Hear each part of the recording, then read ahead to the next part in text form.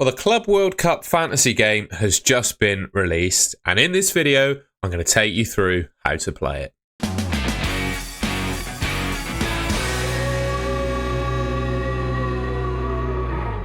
Now, before we get onto the rules themselves, I thought it would be important just to go through how the tournament is structured and will play out. So there's a group stage.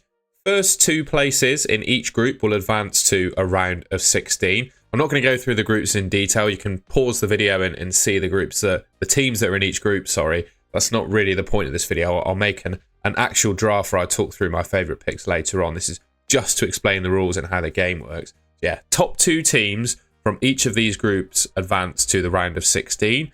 The round of 16 plays out. There's a quarter-final. Winners of that advance to the semi-final. And then there's a final to be played on the 13th of July. So that's it, basically. A group stage, 4 teams in each group, 2 advance to the round of 16. First places play second places in other groups. You can see how that all plays out on the graphics there. So, for example, first place in Group E plays second place in Group F. You can see how that plays out in the round of 16. And obviously, winners advance from there.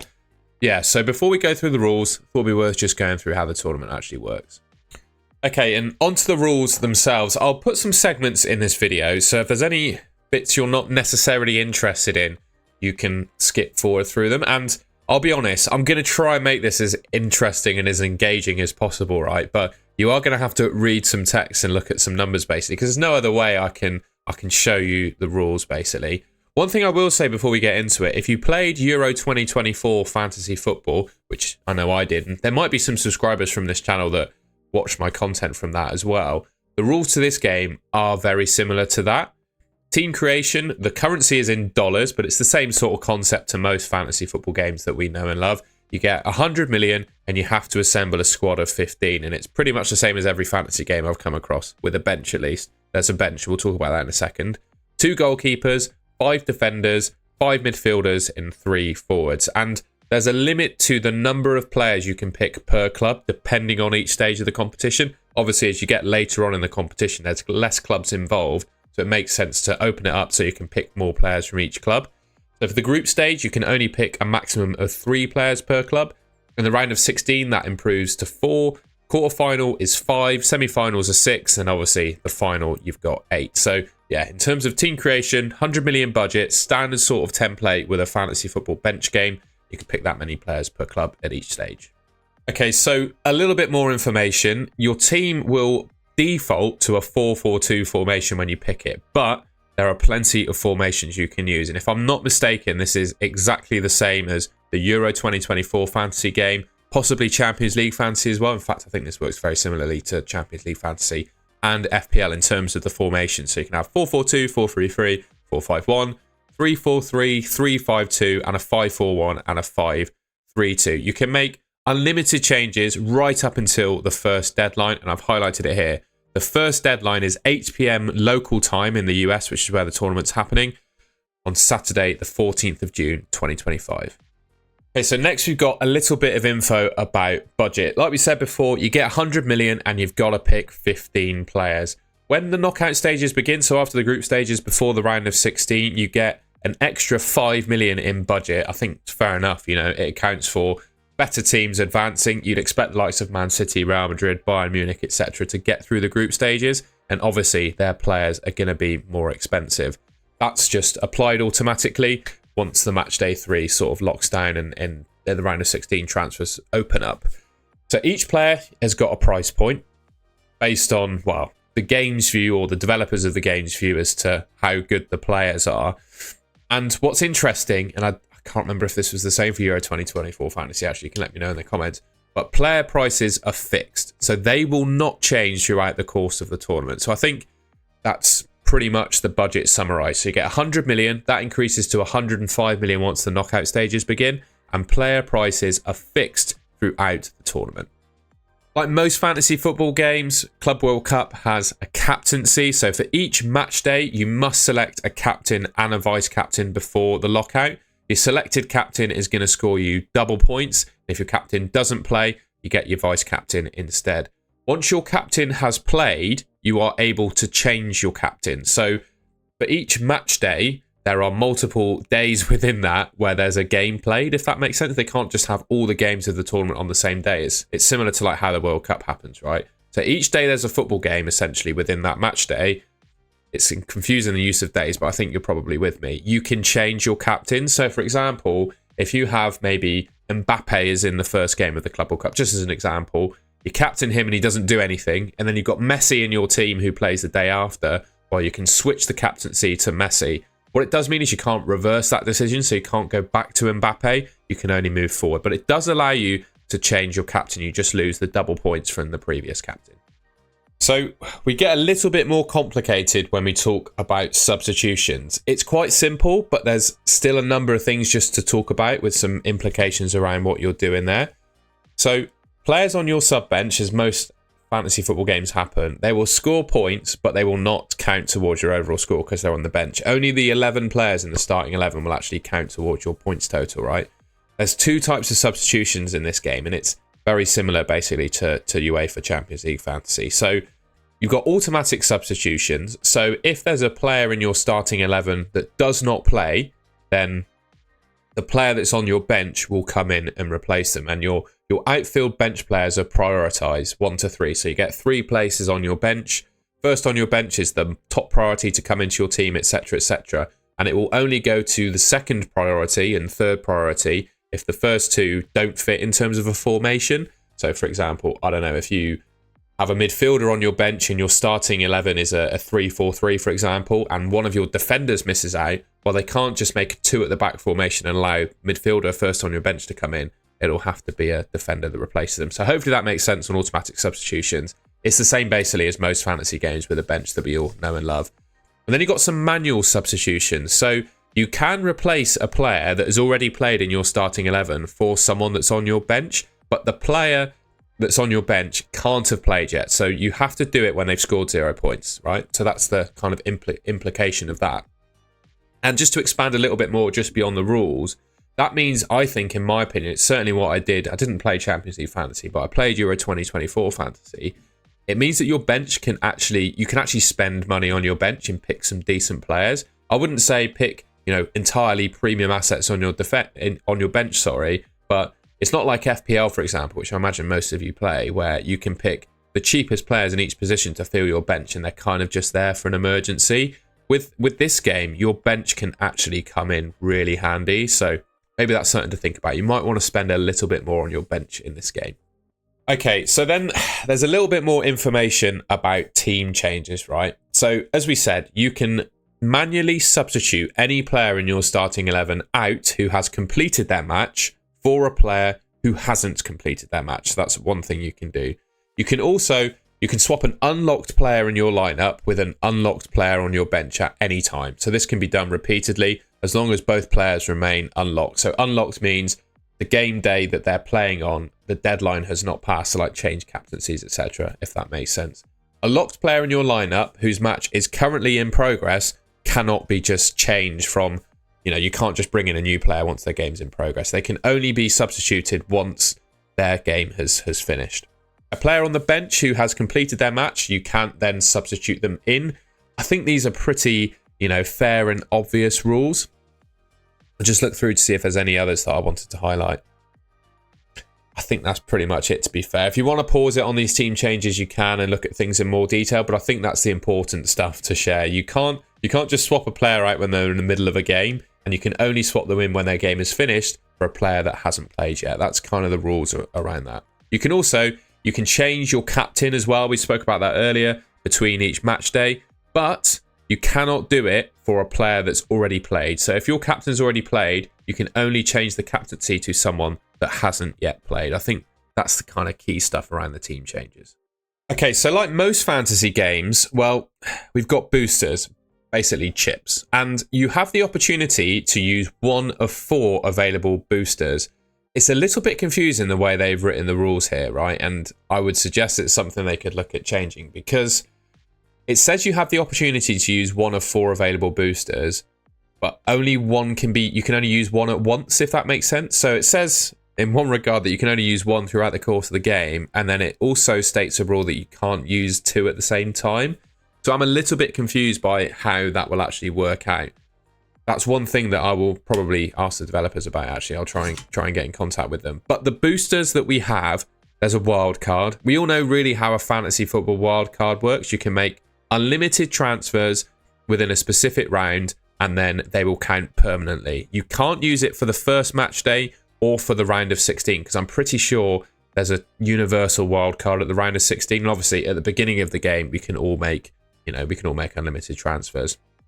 There's a 12th man that will allow you to select one additional player from your team to score additional points. They can't be substituted, captained, or transferred. You just have to select a 12th man. And as long as that player is not already part of your squad, basically. There's a maximum captain, which will essentially allow the top scoring player in your team in a particular week to score double points. That's quite an interesting one.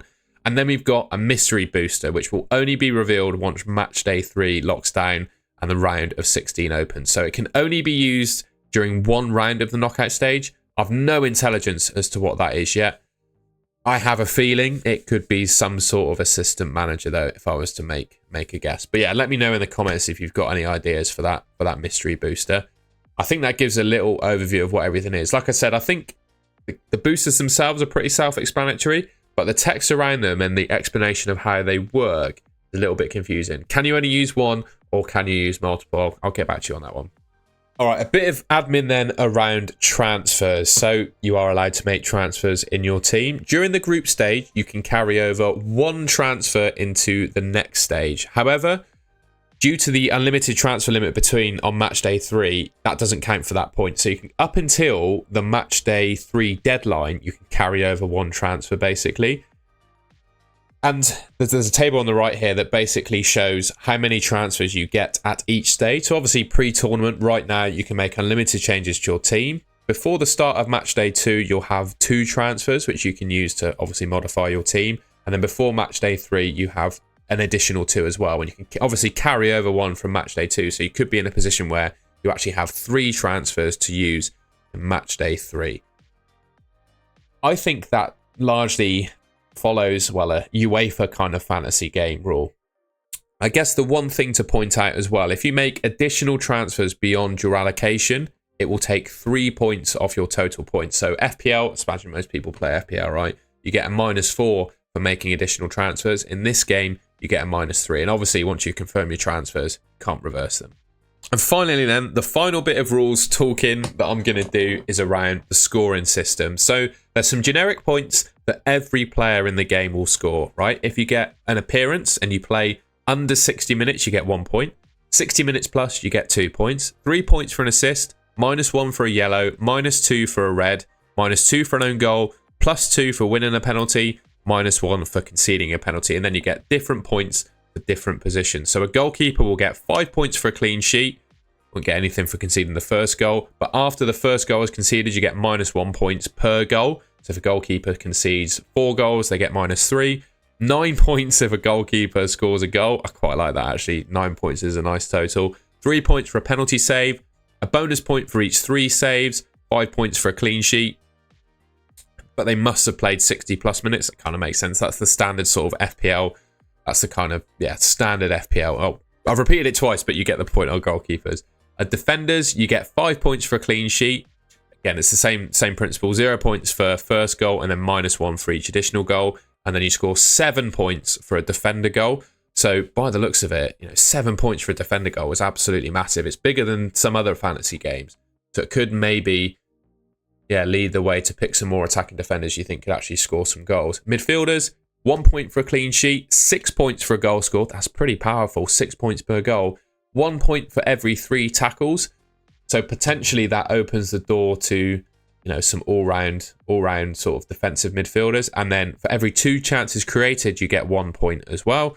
Forwards get 5 points for a goal and then 1 point for each shot on target. And there's a couple of bonus points you can score as well, which is generic to every position.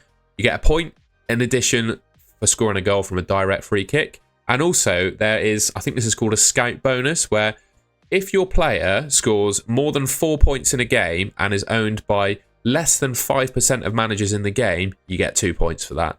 I thought that was quite interesting. Nice little rule to, I guess, promote the picking of differentials. So 2 points if your player scores more than 4 points and they're less than 5% owned. All right, what I thought I'd do to round off the video is just pick a team so you get an idea of, well, I would say I'm a pretty seasoned fantasy football player. I definitely don't refer to myself as an expert. But what I'm going to try and do is pick a team with all of the rules in mind so you get an idea of, how to apply those rules into practice, basically. I'll admit, though, because the Premier League season is still going on, most of my time has been focused on that. So I haven't yet, we've still got a few weeks till this kicks off, haven't yet done all of my research into all of the foreign players, essentially, to know who is worth picking. So forgive me if my knowledge is a little bit ropey on some of the, non-English, non-European teams. I think, though, in terms of players, in terms of the way I'm going to pick this team, I think I'm going to pick my favourite player from each position, and then we can fill out the squad from that point. And I'm looking at forwards, and just based on the form that he's been in recently, I don't think I want to pick Haaland right now. And I'm also not massively convinced that I want to pick Mbappe. And I'm looking at Messi there as well at 10.5 million. I've got to say, I like him, obviously, but I'm not sure how well he will actually do in this tournament. So for me, I'm going to pick Harry Kane. That'll be my first player that I'm going to pick. So outside of that, we'll take a look at the midfield. So I think, Dembele has been one of the best players in the world by far this season. I'm just looking to see if there's any others that I quite like the look of as well. I think I'm going to go for Dembele. We'll pick Dembele. We'll go expensive. Defenders, I can already guess the one that I want. I think I want two actually from Inter. I think Dumfries and DiMarco will be my two picks. Goalkeeper wise, who we got here? I'm tempted to go triple into defence, just with how defensively astute they are as a team. I think I am tempted to go triple into defence, Let's go for Sommer at the moment. Other defenders, I think I might have to find some cheapies here now because we're kind of running out of cash. Who else do we want to go for? Obviously got Atletico in there as well. Go for Jimenez. What else we got? Go for Alex Tellez. The general principle of these fantasy games, right? I'm going to kind of fill out the rest of my team now, I think. The general principle of these fantasy games, in my mind, is to start off with picking your favourite premiums that you want to go for. Then you kind of have to fill out your team with other cheaper players. That's just the way the game works. So I'll probably skip the next element. I'll think about who I'm going to put in my team because you don't need to hear the cogs whirring in my brain. And then I'll show you the finished article of a team I've picked. And then, I'll talk you through captaincies, etc. All right, so after a little while, this is where I've ended up. And by no means is this like my locked-in deadline one team. Or whatever I guess match day one team is what you call it, isn't it? By no means is it that. But a couple of observations I've had when picking a team is it's quite easy to pick a decent team with lots of good players in it. One thing I have focused on in my first draft is picking players from teams that should dominate their group. So a few teams, I've noted that I think should do quite well coming out of their groups. You'd like to think Chelsea do all right in theirs because they don't really have a top team alongside them. Dortmund, forgive me if I'm pushing down Brazilian football, Flamengo and Fluminense in each of their groups, but I think Dortmund will do pretty well in their group. You'd like to think so. Inter Milan have got Monterrey, Urara Red Diamonds and River Plate in their group. So I think Dortmund, Chelsea and Inter in particular have some really good groups. The rest of the teams, they're either, in my opinion, not the kind of teams I'd really want to pick players from, or they have like a genuine contender against them in their group. So PSG and Atletico are together, for example. Man City, Juventus together. Real Madrid, I guess they've got a pretty decent group with Salzburg in there as well. Al Hilal. I think they're quite expensive, the Real Madrid players, and I don't actually have one in my squad. So here's what we've gone. I've gone for Kobel and Ryerson of Dortmund. I think, based on the quality of their group, I think they'll do quite well. And I think they keep some clean sheets. Gone for Chalobah of Chelsea alongside Enzo Fernandez in Jackson. I think Chalobah seems to be, I really like him as a player. I think Chelsea are going to do quite well defensively in their group. Enzo Fernandez has finished the season for Chelsea playing a little bit more advanced, getting some attacking returns. I also think he's going to pick up some points for tackles as well. I don't think Jackson by any stretch has been in the best form recently for Chelsea. So I just think with the quality of the group he's about to play, should do quite well. I've gone for double into defence. I think Dumfries and DiMarco are just... I think they'll be locked in pretty much everyone's team. I just do. With the amount of attacking upside the two players have and the quality of Inter's group, I think they should keep some clean sheets. And obviously these guys should get some attacking returns. I've gone for Dembele of PSG. I genuinely think he's been one of the best players in the world this season. And I look at the rest of the midfielders available in the game, and I think Dumfries. I think Dembele is my favourite. I went for Fabian Ruiz because he's a little bit of a legend during the Euros game for me, popping up with goals, making a few tackles here and there. Çalhanoğlu, I really like him for set-piece threat. Fabio Vieira of Porto quietly put up some, well, I say decent numbers, sort of 10 or so attacking returns this season for them at 5.7 million. I think Harry Kane, to me, it's tough. It's tough to go without Mbappe. But for me, he probably represents the best player in the game with the amount of goals he scored this season. And the group that Bayern have, I know it's got Benfica in it, but still, I do expect Harry Kane to do all right. Jackson of Chelsea, I've already spoke about him, and then I've gone for Alvarez as well. So, yeah, that's my first draft. I'll just press save and see where we go from there. That's my username, Golden Goal Fantasy Football. Who am I going to support in the tournament? I don't support any of these teams. I'm going to put other because I don't. Okay, and then manage my team. So Harry Kane is currently my captain because he plays, yeah, look at that. He plays on Sunday, 15th of June. So he can be my captain on the first day. Fortunately, the deadline is at 1 a.m. So it's going to be pretty tricky for me to do a deadline stream looking at that. And yeah, apart from...